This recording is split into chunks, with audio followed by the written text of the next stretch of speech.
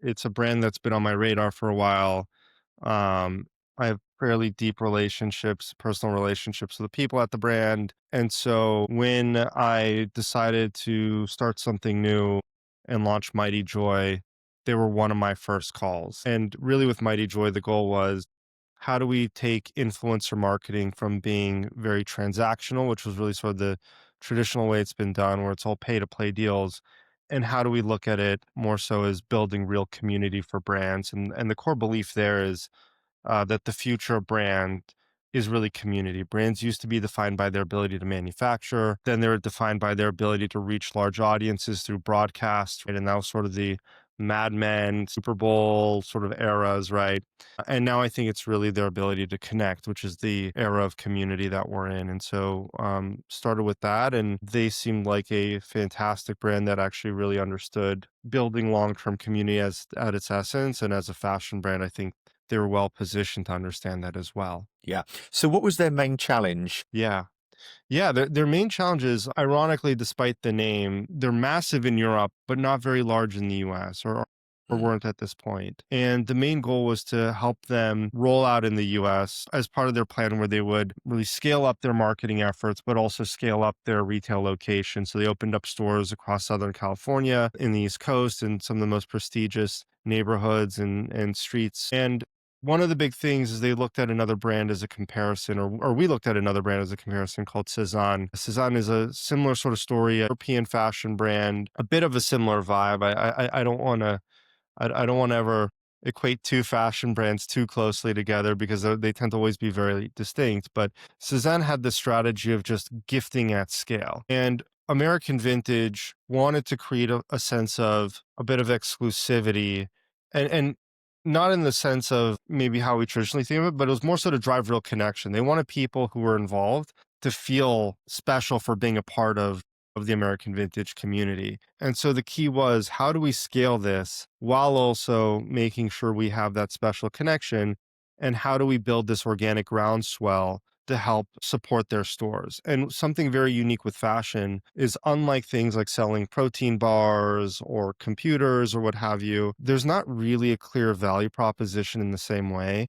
And so Mm. just running paid ads to scale doesn't really work, right? It actually harms your brand if you're seeing advertising, right? That's why a lot of luxury brands, like, you don't see, not getting hit by retargeting ads in the same sort of way with luxury. So it's like, how do we really position this? And the way that that makes sense is through creators within the fashion and lifestyle category. Yeah, I mean, what you're trying to do is create aspiration, and people knocking on your door, aren't you? So that now I know you did quite a big gifting campaign, but you reached out to way more than actually were accepted on the program. How did that come about? Yeah, we and this is something interesting. Like, so we identified thousands of creators that would be a excellent fit for American Vintage, of which we reached out to a set of those, and we had over 520 interested. And so something to note is, we didn't just put up a form online, or we didn't just do a mass outreach to say, hey, anyone in our network that's interested, please apply. We wanted to actually be super selective in who we were identifying to apply. So we almost invited people to apply the same way some luxury brands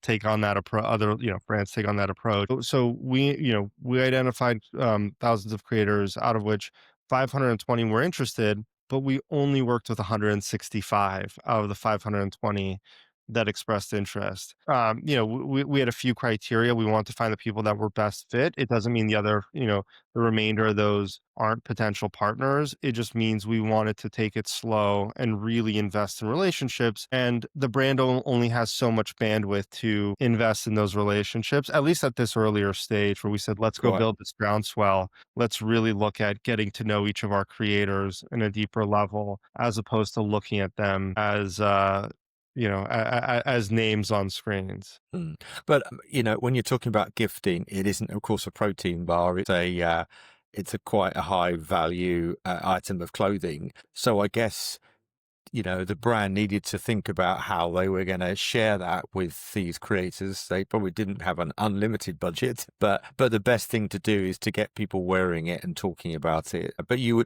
were saying to me that you actually only 2% of the creators were paid. Is that right? Yeah, that's right. Yeah, 2% were paid, I believe.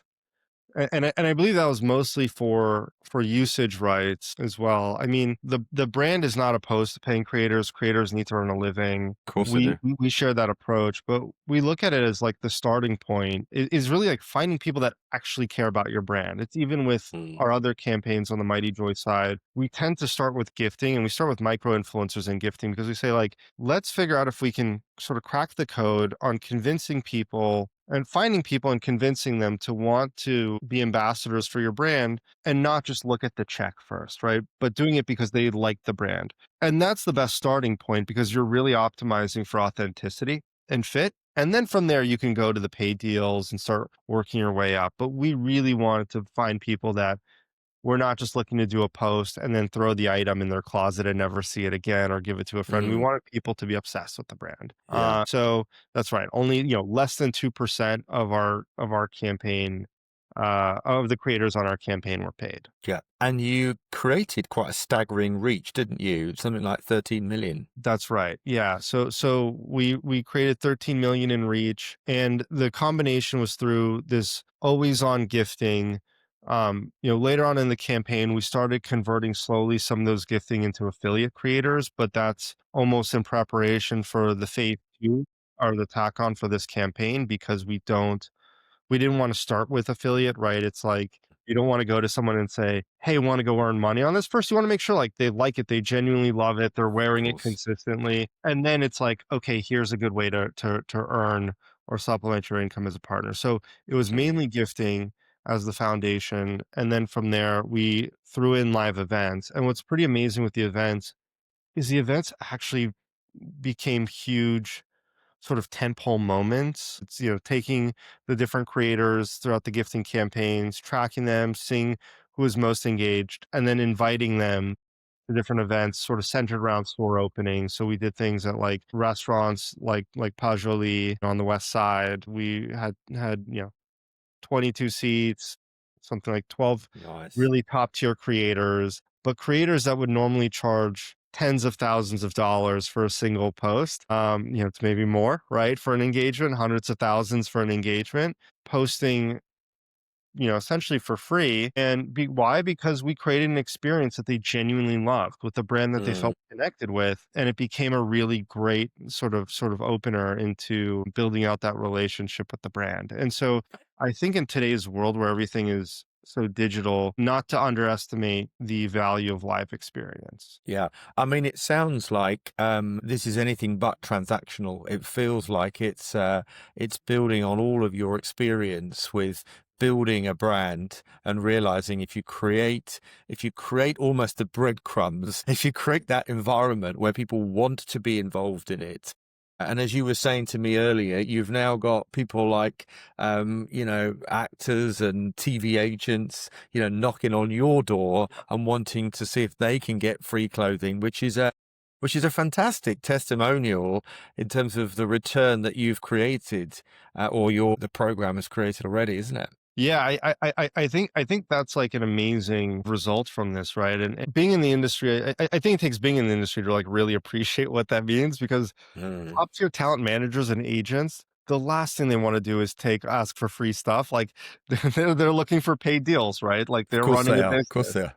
Yeah. They're getting a percentage on whatever they sell. And so they're in the business of turning down free deals left and right. And so to have these top tier talent managers and agents, the big three letter the big, the big three letter agencies and just top creator agencies coming to us asking for free product because their clients love the brand. I think is just sort of proof to taking this approach where it's a little bit of going slow to go fast, right? It's like, let's do Mm, things properly. Let's create the groundswell. Was this the fastest we could have gone? No, we could have worked with thousands of influencers in this period, but the right approach with introducing the market to a new brand is let's roll this out and get the right folks in and really overinvest in each of those relationships because as we can see now, it's paying dividends. Absolutely. I mean, it's like going deeper before wider, isn't it? Because if you look, I mean, obviously, we've just launched our community today. And one of the things that we've been all about is supporting and looking after those that have the start points. Because, of course, if you look after those people, they will tell others, and those other people will tell others. And that's how, of course, influence is born. Yeah. Right. No, I love that. And everything you said really, like people like Rocky Barnes, is that right? Yeah. Was posting content, and she's a huge creator. Yeah, huge creator, very well sought after, genuinely connected with the brand, came to the dinner, had a great time. Nick Wooster, who's a legend within the fashion space, was there and just an all around awesome human being. And so it just we really maximize for the creating, bringing on the best of the best, but also just creating an experience that they truly enjoy. Yeah, 100%.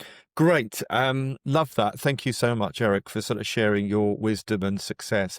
Just before we sort of finish, love to get a couple of takeaways in terms of what you think the influencer marketing is going to look like in the next year. Where are some of the pivotal trends that are going to shape it? Yeah, I think zooming out, focusing on macro, I think AI is going to flood the market with a lot of content, which is going to commoditize, I think, content, but drive up the premium value of real connection. So Mm, I think creators are going to become a lot more valuable for connection. I think UGC is going to start going away, or working with just like purely UGC creators, simply because, again, like you know, that's going to be more commoditized. It might turn into the world where the UGC creators are kind of morphing into more art directors, which I think is, creative directors, which I think makes the most sense, right? They're talented, they know how to direct the content. AI becomes a tool for them to do more of that. But I think ultimately it's going to put a premium on connection. I think the next big thing is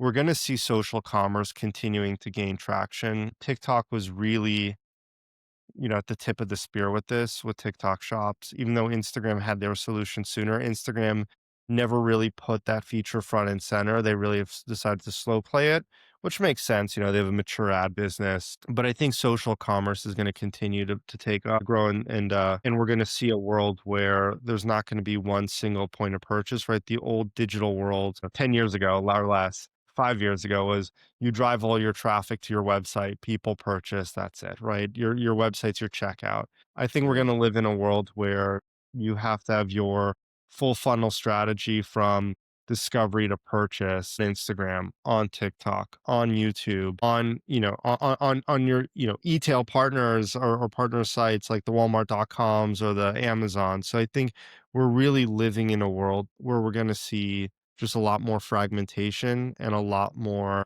a lot, I should say, lot less linear of a customer journey, where customers might discover something on YouTube, go make that purchase on X, you know, and maybe read or write a review about it, somewhere else. So that's, I think, going to be more of the world that we can see, and I think it's going to really take shape going into next year. Great. Thank you, Eric. That was great.